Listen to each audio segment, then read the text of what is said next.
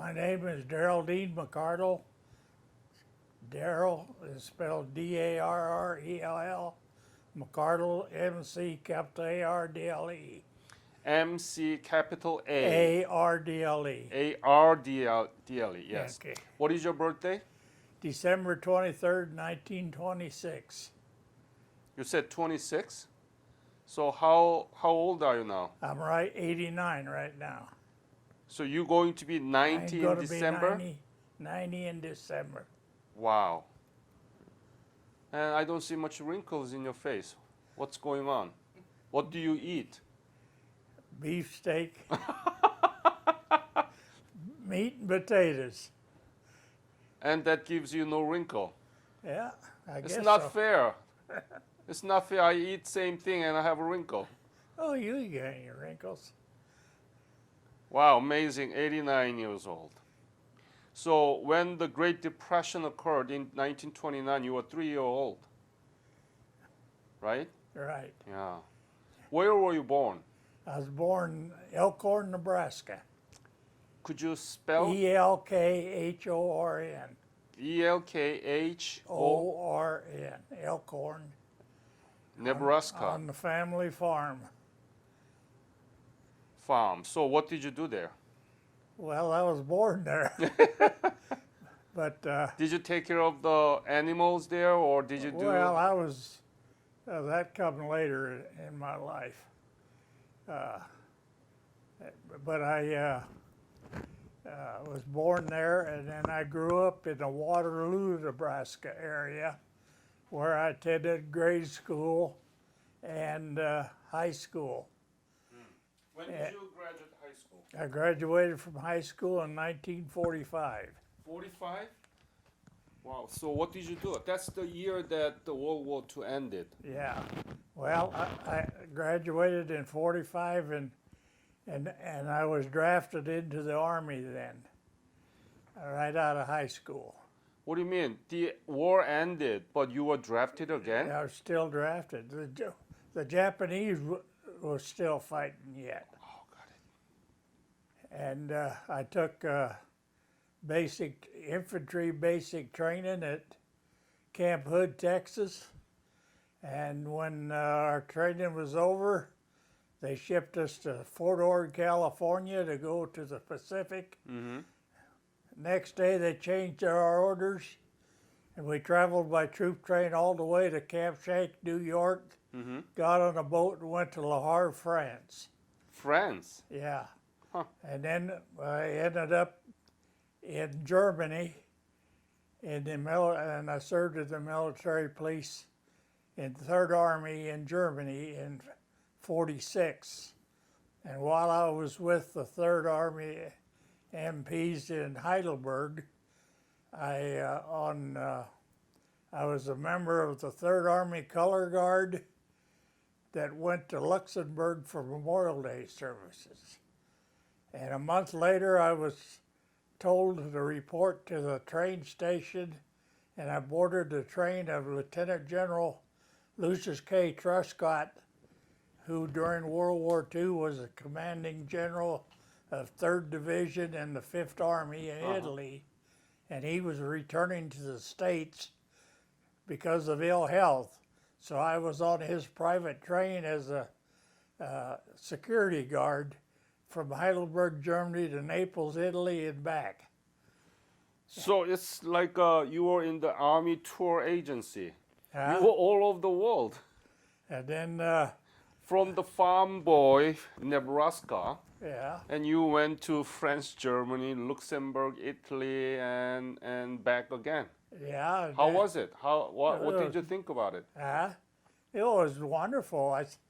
We spent 5 days in Rome, courtesy of the United States Army. It never cost me a dime. And it was an honor to Yes, sir. Yeah. to accompany Yeah. the general, right? You're right. Yeah. And then what happened? Well, I returned to the States in November of 1946, and I was discharged from the Army but I joined the Army Reserves, and I served in the Army Reserves for a while, and then I re-enlisted in the Army, and then I was stationed in Tokyo, Japan. And I was So when you were drafted, you belonged to the army, not Right. not Marine. Army. Army, okay. And then you reinstated and went to Tokyo again. Well, I got out, but I was in the Army Reserves. Yep. But then I re-enlisted in the regular Army, Yep. and I was assigned to the 7th 20th Military Police Battalion in Tokyo, Japan. Mm-hmm.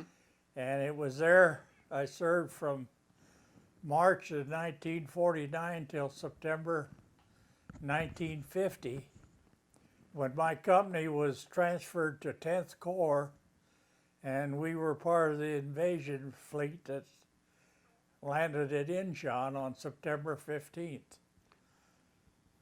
So you were part of 10th Corps. Yeah, Could you give me the specific unit?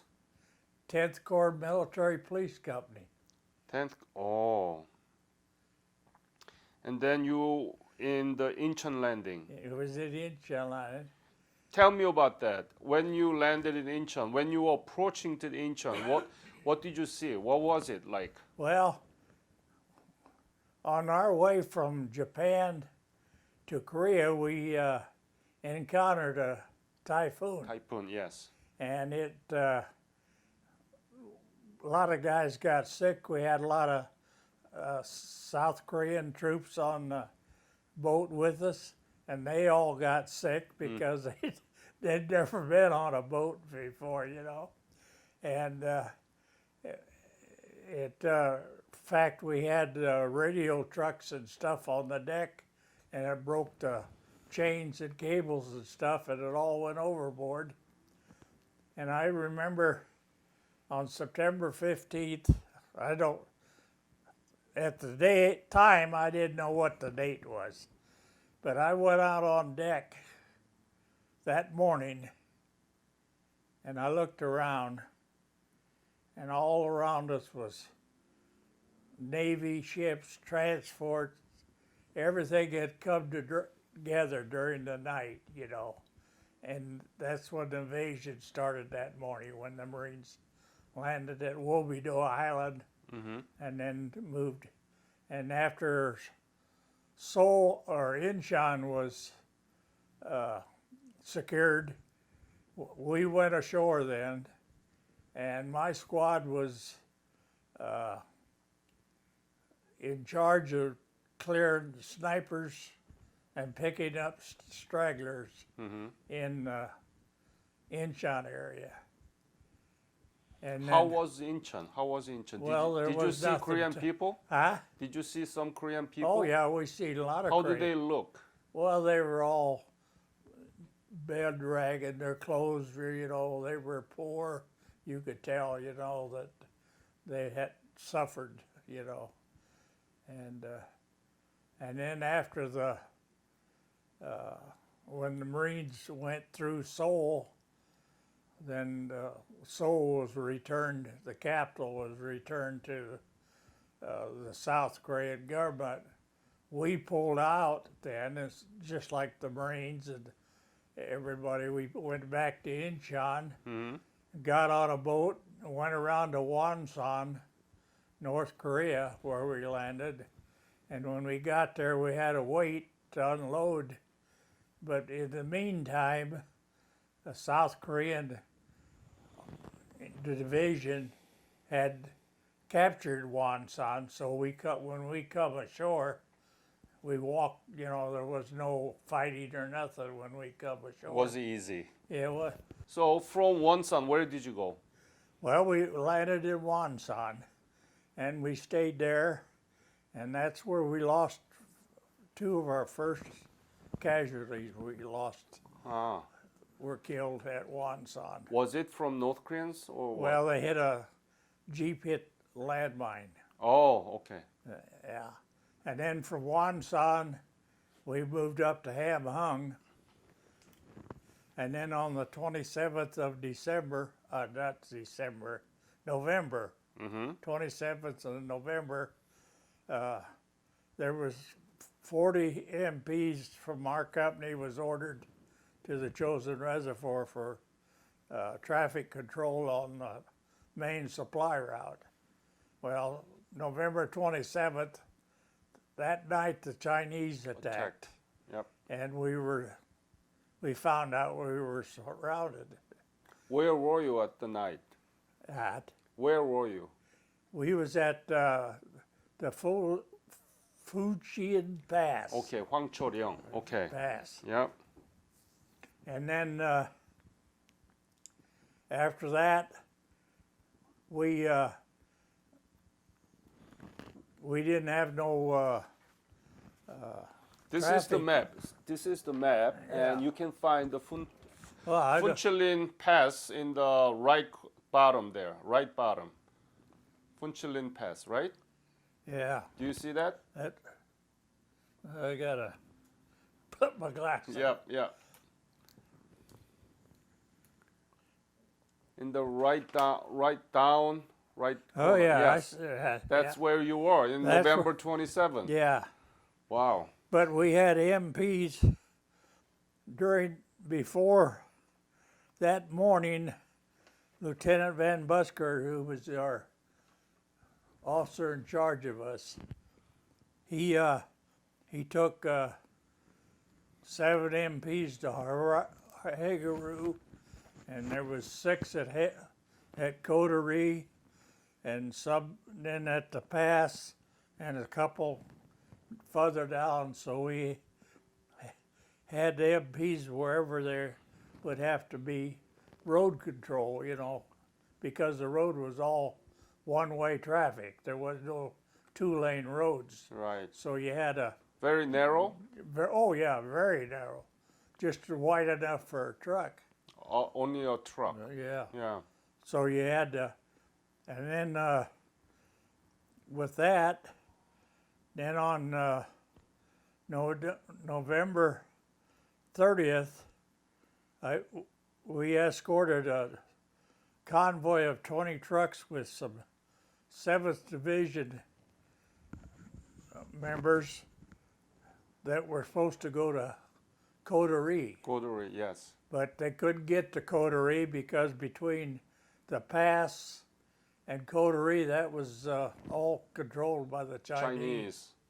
So they unloaded the trucks, and the men joined Colonel Drysdale's British commandos, and they fought their way to Coterie, and we turned the trucks around, and when we got to the where the bridge went over the water ducts that went from the reservoir down to the power plant, it had been blowed open, hole in it.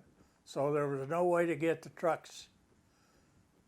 And Lieutenant Van Busker and I found some timbers that were strong. We laid it across the hole, and I directed the traffic across those timbers to safety. We got all 20 trucks out, and they went on, and then the next day I was escorting a engineer lieutenant, because we had to make sure the road was open every day, and then we come under fire, and when we got up to the top of the pass, and we got out of there. We lost one Jeep, and I went back before we left and retrieved a 30 caliber machine gun off that Jeep to keep it from falling in the hands. Was it north of Coterie? No, it was south of Coterie. South of Coterie, yes, yeah. And then on, we went back to pass, and then about 5 days later, we were relieved by another MP platoon, and I went back to Ham Hung in the company area. And then on the 14th of December, Yeah. they flew 60 MPs out in a C-54 transport to Busan. Yep. And we formed the convoys of the 1st Marine Division and the 3rd Infantry Division as they were coming from Hungnam. We formed the convoys outside of Busan, and then we sent them to their staging areas so they could, wherever they were going to go, you know. And then we linked on 28th of December, we rejoined our company, which had come out by boat up at Hamhug. And from then on, we just worked our way up the center of Korea from Wonju to Daegu to Hongsong and on up, and on in mid-May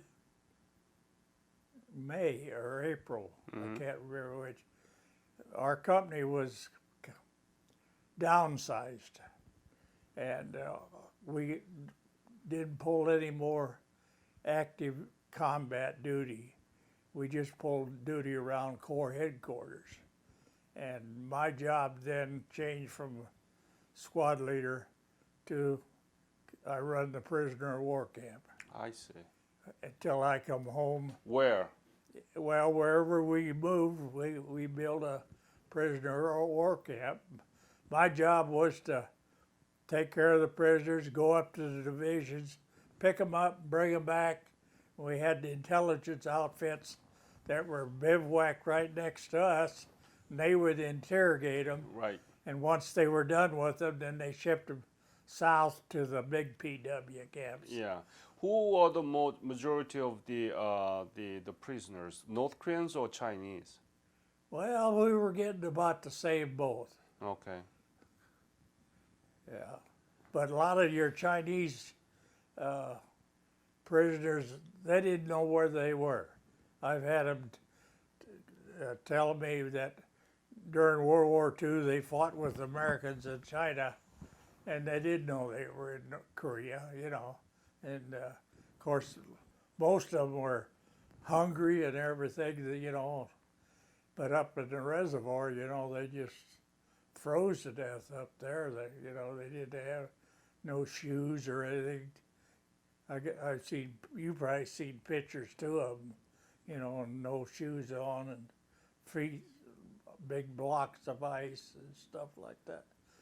So I was there till, well, the last place we moved to before I come home was Inje. Inje. Yeah, that was back in North Korea, just across 38th parallel. Mm-hmm. And I left my unit on 14th of October to come back to the States. And I got home just before Thanksgiving, and I had spent Thanksgiving and Christmas with my family. And then I reported for duty at 65th MP Platoon at 5th Army Headquarters in Chicago, where I stayed until June, and then I got discharged and quit. That was it in my Army career. Mm. Wow. How did you remember all these things? You never forget some things. You are the only one, I think, tell me the names of the cities like Daegu, Wonju, Hongsong, Inje, you know. This is unbelievable memory span, you know. Wow. I am very impressed. So tell me, what was the most difficult thing when you were in Jangjin Reservoir? The cold. Cold? Many people, many veterans told me about the coldness, and I know I'm from Korea, and I'm in Syracuse right now, so I know cold. Describe the cold before your daughter. One night, we had a big squad tent where we slept in there, We just slept on the ground, so we were just like peas in a pod, you know, close together. And we had 2 pot-belly stoves. Oh, they were about this big around, and about that high. They burned diesel fuel to heat the tent. So you were inside of the tent. Inside the tent. Uh-huh. That night, we put our canteens around those 2 hot-bellied stoves. And the next morning we got up, the hot stoves were still red hot from heat, yet every canteen that was laying there was froze solid. How is that possible? Well, that's how cold it was. The heat, you know, you get that far away from the heat, it was freezing. But you were able to sleep? Huh? You were able to sleep in Sleep? that cold? Yeah, sleep. Oh, yeah. We had sleeping bags. And in that coldness. Tell him how you slept in the sleeping bag, Dad. Huh? Tell him how you slept in the sleeping bags. Well, one night they set up 4 artillery pieces right below us, and they fired all night long, and I never heard a shot. I was sleeping. You never heard a shot? But then I probably went every day without maybe 4 or 5 hours sleep. Otherwise, I was on the go all the time. That's why I think he doesn't have much wrinkles. He sleep like a baby in the middle of shelling. But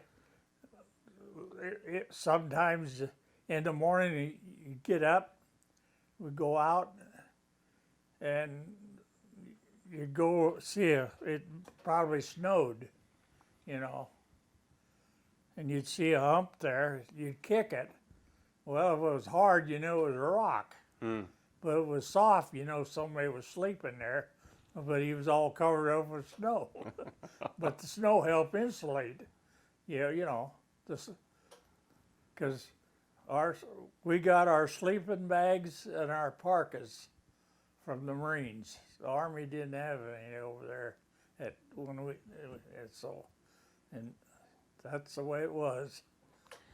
When you graduated your high school in 1945, did you know anything about Korea? Did you learn anything about Korea from the school? Never even heard of the word. Never studied it in school. You know, you heard of Japan, but you never heard of Korea. But you were in Korea for a year. 13 months. 13 months. And you had to go through all this coldness and brutal, all these actions. And how do you put that into perspective now?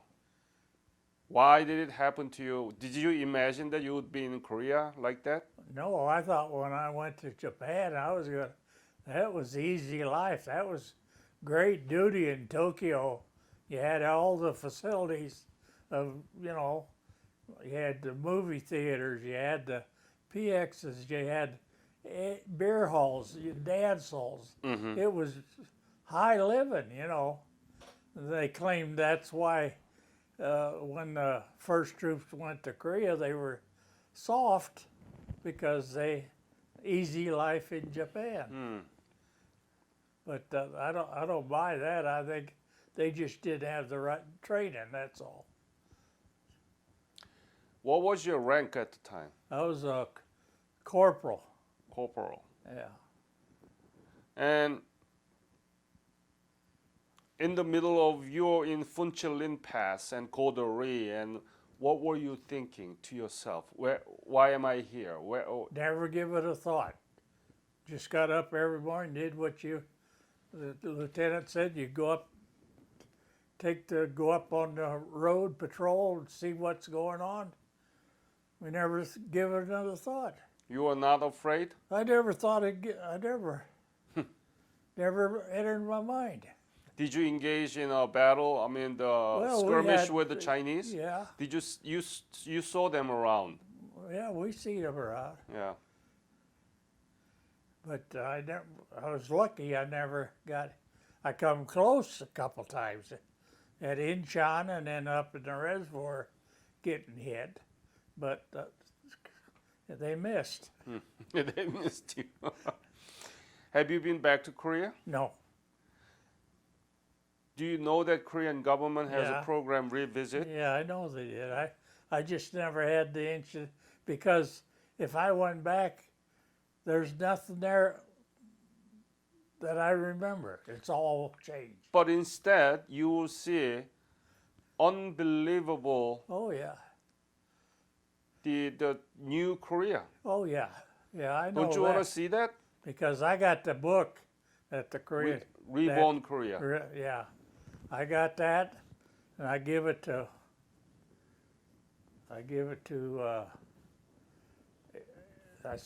Well, there was.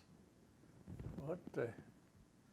I got enough of those books to give each one of the members of my company that served over there a book.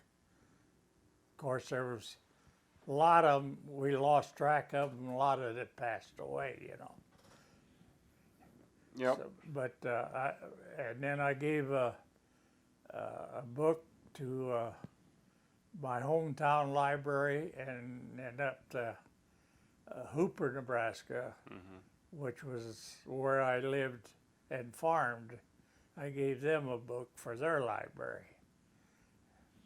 So, what do you think about your participation in the Korean War? Well, it was when you join the army, you go where your commander in chief says you go, Yeah.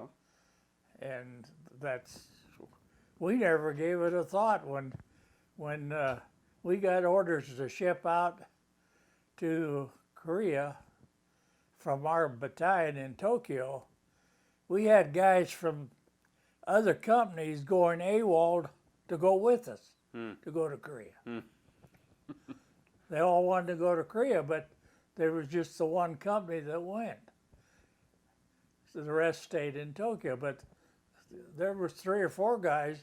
They went AWOL and went to Korea with us. Wow. And once they got over there, then they issued orders and they stayed with the company, you know. They're crazy, huh? But I tell you, a lot of those young kids I had in my squad, they were in the Army for one reason only. They got in trouble at home. And the judge said, You better at that go. time, they could go to the Army. Nowadays, they wouldn't take them, I don't Right, think. yeah. But I know one kid, he passed away a couple years ago. He was a good friend. He was in my squad in Tokyo and then in Korea. And he was always getting in trouble. Yet when he got out of the Army, he became a deputy sheriff and turned out to be a great man. Now the Korea is 11th largest economy in the world. It's a size of Indiana. You know, state Yeah. of Indiana, right? Yeah. Small. And you know that Korea was completely destroyed. Oh, yeah.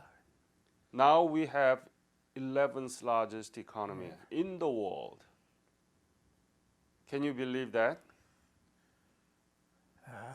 Huh? What? Can you believe that? Well, it's hard to believe, but if you work, you can do it. That's with me. I started out nothing.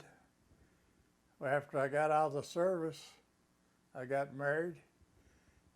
I worked for a farmer. The first thing I know, I was farming on my own.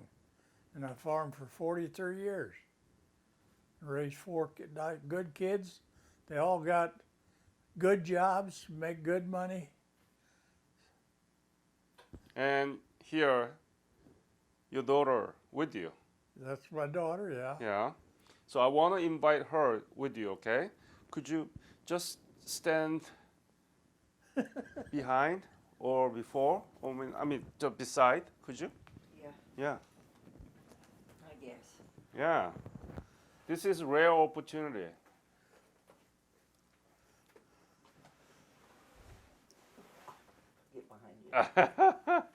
Make me look skinnier.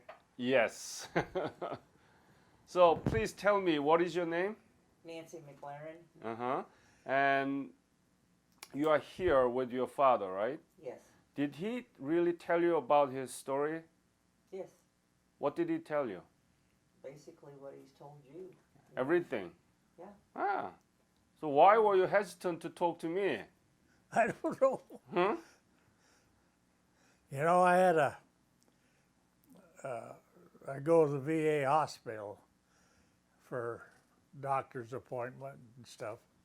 And a couple of years, oh, it's been 4 or 5 years ago, there was a male nurse there, kind of good friends with me. And he had a son that was in the war in Iraq. Mm-hmm. And he said he don't want to talk about I, it. And I told him, I says, that's the worst thing that could happen to you. yeah. Get it off your chest and you feel better about it. Yeah. That's why I always talk about it. And now you're talking to me. Yeah. Yeah. Nancy, right? Yes. Yeah. If your father decide to go visit Korea, Korean government will pay for you too. You pay about, I don't know, you have to pay a little bit of about half airfare. Otherwise, you're going to stay in the hotel, meals and everything. They have a whole program. You can go visit the country that your father fought 65 years ago with him. Do you want to go? If he wants to go, I'd be more than happy to accompany him. Yeah, that will be great. Yeah. You're going to see the soul that you saw 65 years ago completely destroyed, not any longer. Yeah, I know. I see, you know, that book, you know, I got, Yeah. I can see what they've done. Yeah. Yeah. So what do you think about your father's? I'm proud of him. You know, him and all the guys. You know, he's talking to you, and I'm glad because a lot of guys, he had somebody from his hometown where he's living at now that wanted to interview him. And Dad wanted him to come up and interview everybody because it wasn't just him. You know, everybody was involved, get everybody's story, and that's what you're doing here today. Mhm. And you know, your great-grandson is 3 months old. He needs to know this. He needs to learn this. Because I didn't learn it in high school either. Mhm. Didn't know anything about the Korean War. Yeah. So your grandson or great-grandson will be able to hear through this interview about you and will know about you. That's why I think it's important. But at the same time, high school, middle school teachers will use this in the classroom to teach about the Korean War. And how can we have a better, textbook than this, Exactly. right? Exactly. Yeah, they need to hear from the veterans, the neighbor, my grandfather, all this. So I think that's why we are doing this. Anything that you learned from this interview, Nancy? Or anything that you think is important to say?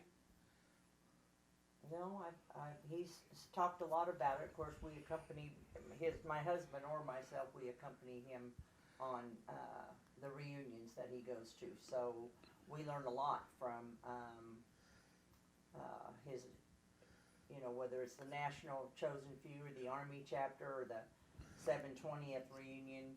We've met a lot of neat people, and he's reconnected with people. Like he said, a lot of them have passed away that he's with. Mhm. But he has There's only, what is it, 12 MPs out of 216 that served in Korea with me that are still alive. Wow. Altogether 216. There was 216 in our company, Mm-hmm. and there's only, I think, 12 left that we. So you will have a longevity, and I think that's very good. And there's longevity in your family, so that's very good. I brought along a picture. Mm-hmm. Show that to the camera. This, can you see it? Yep. This picture shows me and 3 members of the company coming out of the pass to Hung Nam in December 5th, 1950. I got it from from a former member of the company in 1987 at a reunion in Fort Hood, Texas. And he don't know who took the picture or where he got the picture, but I got it 37 years after it was taken. And who took it, nobody knows. Where are you there? That's me sitting right there in the front. In the front.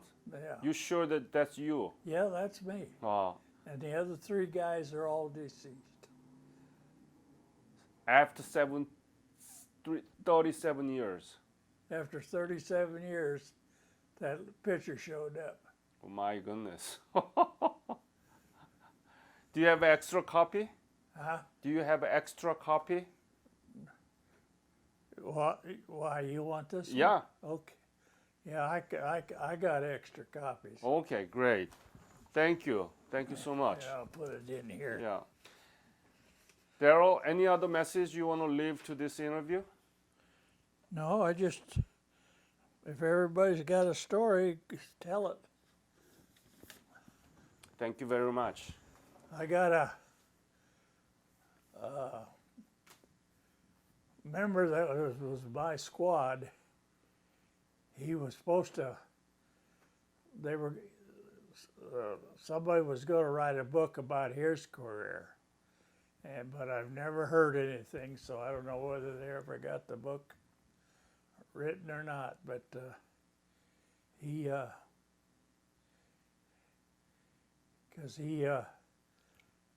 was in our company in Japan, in the company in Korea.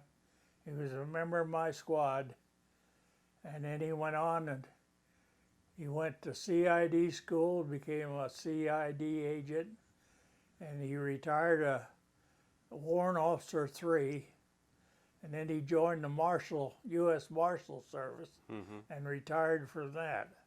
And so they was going to write a book, but I've never heard whether, and I haven't heard from him in 3-4 years, so I don't know what happened. But Darrell, it's so good to have you here and to hear from you about your service. I hope you could use it, or it's good enough to. No, there is no good or bad, okay? It's your service, and you are there at the most important time in the history of Korean War. Yeah. So that's what we want to record it and preserve it, okay? And someday somebody will listen to you and learn from you about the Korean War that you fought for. And I want you to know that Korean people are very thankful about the opportunity to rebuild their nation. And you should take pride in what Korea it is right now. All right? So thank you very much. Thank you.